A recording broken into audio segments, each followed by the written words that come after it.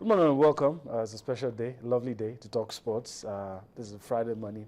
You're welcome to Sports This Morning on Channels Television. My name is Yemi Adebayo. It gives us so much pleasure to be here doing what we love doing, and that's taking you on a trip across the world of sport. A lot has happened in the last 24 hours, and we will be looking at all of that this morning. And of course, tomorrow is a big day in England. The English Premier League's new season starts. We'll be looking at all of that, and of course, we'll give you a slice of tennis as well. But first, let's take a look at the headlines.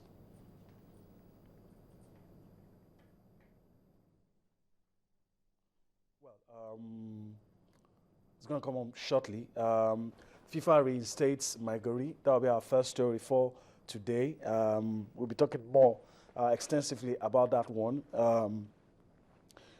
The crisis rocking the Nigerian Football Federation seems to have been sorted out.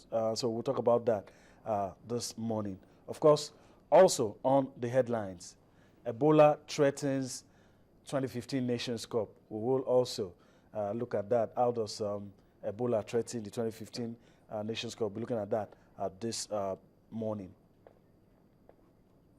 World man in your picture, Tony Pulis, is no more the manager of Crystal Palace.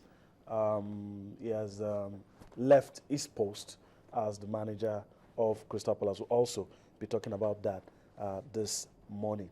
And of course, Tommy Robredo stuns world number one Novak Djokovic at the Cincinnati Masters. We'll be talking about that as well. So those are the headlines for us this morning. The top stories we'll be taking a look at on the program this Friday morning. All right? We want you to be a part of everything that we've been doing. We want you to speak out and be heard. And this is the way you can do it, through feedback. You can get your thoughts across to us via Facebook, Twitter, and of course, by email. And that's it on your screen. You can do that on Facebook channels, iPhone Sports, on Twitter, channels_sports. And of course, you can also tweet at my personal handle, that's Yemi Adebayo 20, and that's it on your screen. All right, well, let me quickly introduce my partner on the show this morning. Kunle, Philip, it's a pleasure to have you with me this morning. Yeah, thank you very much. It's good to be here once again. Well, before we go on a break, there are a lot of things happening. In one breath, FIFA says, Reinstates, Aminu Maigari. Before we went to sleep, then NFF say, look, we saw the letter you guys saw, and it is not saying reinstate Maigari. We'll talk about all of that. And of course, Ebola threatening the 2015 Nations Cup. Then, surprise, surprise, Novak Djokovic, second tournament in a row. Yeah.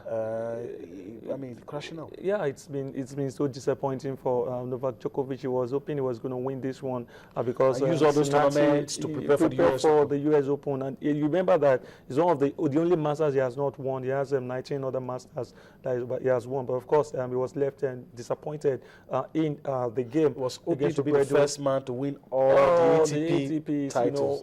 You know, having won 19, but it didn't come to reality. But of course, we still have the big guns there. The likes of Andy Murray, Roger Federer are still jostling for honors out there. Okay. All right, let's go on a break. When we come back, we'll start from the local scene. That's talking about the NFF. We'll move on to the Falconet and all the things happening on the local scene. Join us again.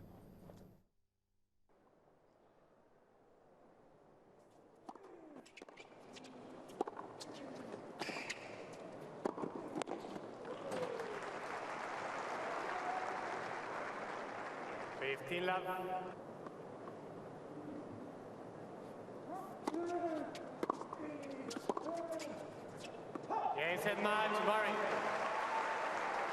2 sets to love, 6-3, 6-3. Yeah, it was today was okay. Yeah, I mean the conditions are completely different here to Toronto, and a few of the guys that have come in late have struggled with the conditions. And I hit the ball well from the back of the court today. I was able to control the ball well, so that was for me the most pleasing thing about the match today. Just because I've seen a lot of the players have struggled so far. So is it a big adjustment when you play the first match here? I've always found it pretty different, Canada to here. It's always different, takes a bit of time. Even just the court in Canada, it's a huge run back. In Toronto, here it's a very tight centre court. There's not much space to move around, so that changes things, and also the speed of the court's a bit different too. So it just takes time to get used to.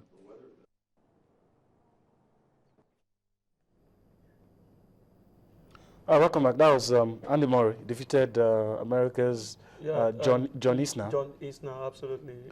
I don't know if you agree with a lot of people that said since the likes of Andre Agassi and Pete Sampras, men's tennis for the U.S. has not been the same. For the ladies, well, maybe Serena Williams, but for the guys, nobody. And the only person they have is John Isner. Yeah, he actually played in the final of the Cincinnati last year, but of course he lost to, I think he lost to, was it Roger Federer as well in the final? And, just like you said, we've not had, the Americans have not had, tennis players, in the mode of the likes of Andre Agassi, those who really did exploit back in the days. Let's come home now and talk about this. It's interesting. FIFA yesterday, in a letter sent to the NFF, and that has been circulated in the media, raised a whole lot of issues, and we won't have time to do that. Was already done on Sports Tonight yesterday. But the things there is reinstate Aminu Maigari, all the suspended, all the executive committee members you suspended. Bring him back, open the field. A whole lot of things were said, and we felt, well, that Aminu Maigari will come back and begin his job. And looking at it, if you're going to play association football, you have to play by the rules. Yeah. And if FIFA is saying this is what you should do, I'm thinking that is what you should do. Yeah, I think that is exactly what we should do. FIFA stated emphatically that Aminu Maigari should actually be reinstated, and he should spearhead the electoral committee, should see to the elections. And FIFA also insisted that the election should go down on August 26th, the stipulated date, while the Nigerian Football Federation board, led by the acting president, Michael May, has come out to say they are actually planning to suspend, to dissolve the appeal committee, and of course the electoral committee, as well as the appeal committee. You have led me to the next thing, and let's quickly talk about the next thing. And the next thing is that the NFF insists that, look, we read the letter you guys said you read, and in no way does the letter say mean that Aminu Maigari will be reinstated. And there is one that is weighty. They're saying Aminu Maigari had actually resigned. And the man has actually come out to say that he never in any way resigned. Michael May claimed that he actually resigned on the 12th of August. And he actually came out yesterday to also say he never at any point in time resigned his duty as the NFF chairman and president, I beg your pardon.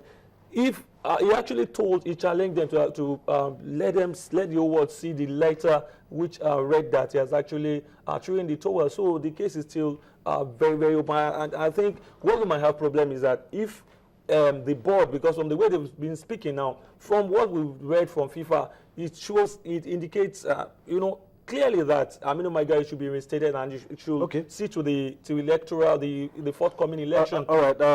If we don't actually adhere, to all that, I think FIFA might just, use their hammer on Nigeria once again. Well, that hammer doesn't carry the threat this is anymore. But the drama continues. That's what it is, and we'll wait to see where everything turns out. But my good money is on FIFA. My good money is that absolutely you would have to bend to what FIFA says if you still intend to play football. But of course the drama continues, like I said, so we'll wait to see what happens as the days go by. All right, Kule, let's talk about the Globe Premier League this morning. I'm very sure the fixtures will come on screen interesting matches during midweek. Sharks Heartland, that draw was interesting, and a whole lot of other games. But this week we're going to see some interesting. Maybe I should just run through it, and you're already seeing some fixtures, mouth-watering fixtures. Sunshine takes on Dolphins. Bayelsa United take on Kaduna United. Warri Wolves take on Pillars. Abia Warriors take on Eyimba. Lobby Stars take on Nasarawa. Of course, Aqua United take on El Kanemi. And, well, still some other fixtures to be played. But, Kule, you're looking at this. The Sunshine game stands out. Yeah, the Sunshine game stands out. And also the game involving Warri Wolves and Kano Pillars. Okay. Remember that just last week, Kano Pillars actually had to dig deep to secure a hard-earned victory against Rangers of Enugu. It was indeed a very, very tough one for them. And the other game also, the other team talking about Warri Wolves, who actually lost during the week. They actually lost by 2-0 to Eyimba. The coach of the side came out. They want to bounce back. What about this ones we have on screen? Heartland take on Gombe. Rangers take on Giwa. Taraba take on Nembe. Crown take on Sharks. Yeah, Heartland and Gombe. It's a very, very good one for Heartland, coming to actually secure a draw against Sharks of Port Harcourt during the week. They will also want to consolidate against Gombe United. It's going to be very tough, but of course, you know that it's always very difficult for the away teams to actually secure wins, against the host team, because this year. Are we still saying all of this? We're still saying it because if you are to listen to the voices of the likes of Stanley Eguma, Paul Agbogun, who complained last week about Paul Agbogun complained about the fact that the officiating was actually the officials umpired were biased against his team because some decisions went in favor of Eyimba, and Eguma also complained last week. So we are still witnessing, the home teams being favored, but that's still not taking away the fact that it's still good that we still witness some wins at home, and it's very good. We hope that this week we didn't witness any win away from home last week. It was only a draw which Atlant actually secured against Sharks. We hope that this weekend we should be able to see a team winning away from home. All right, we always love to see away victories. That shows you that everything is going on well with the league.